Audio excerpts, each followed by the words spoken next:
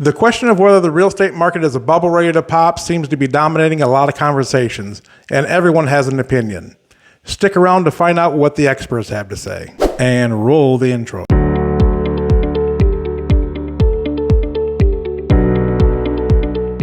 Hey everybody, welcome back. Brad Myers here again, 20-year home inspector turned real estate agent with Harmony Realty Group right here in Delta, Ohio.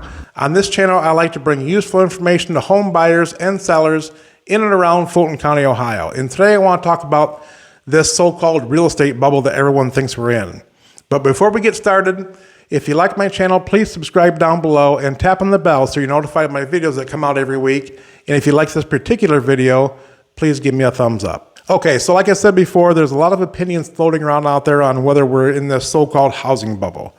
But the opinions that carry the most weight are the ones that are based on experience and expertise. Here are 4 expert opinions from organizations and professionals that have devoted their careers to providing information to the housing industry. Okay, so first off, this is from the Joint Center of Housing. Conditions today are quite different than in the early 2000s, particularly in terms of credit availability. The current climb in house prices instead reflects strong demand amid tight supply, helped along by record low interest rates. So basically, it's just a simple law of supply and demand. Right now, we have a very strong demand for housing and very limited supply. Until those two start to balance out, we're going to continue to see strong housing prices. So next we have Nathaniel Karp. Nathaniel is a chief U.S. economist with BBVA, which is a multinational financial services company based in Madrid. The housing market is in line with fundamentals as interest rates are attractive and incomes are high due to financial stimulus, making debt servicing relatively affordable and allowing buyers to qualify for larger mortgages. Underwriting standards are still strong, so there is little risk of a bubble developing. We are in a completely different situation than we were in the early 2000s. Back then, anyone could get a mortgage. Basically, all you had to do was fog up a mirror and you could get some money from a bank. Today, underwriting does a much better job at keeping mortgages away from people that can't afford one. And this comes from Bill McBride with Calculated Risk.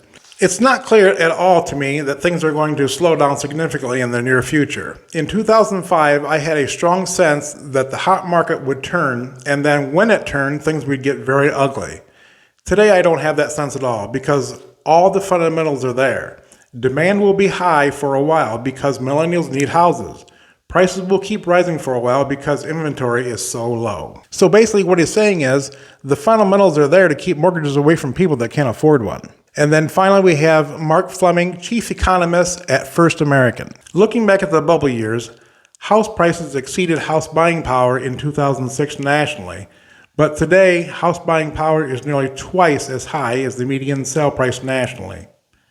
Many find it hard to believe, but the housing is actually undervalued in most markets, and the gap between house buying power and sale prices indicates there's room for further house price growth in the months to come.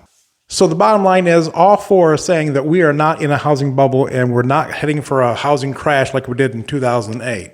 And their opinions are not alone. Merrill Lynch, Goldman Sachs, Morgan Stanley are all saying the same thing. So I hope this helps. Please don't believe the headlines that say we're heading for a housing crash. It just simply isn't true. If you want more information on this, contact me down below or send me a DM. I would love to chat with you. Take care. Thanks for watching. And that's a wrap.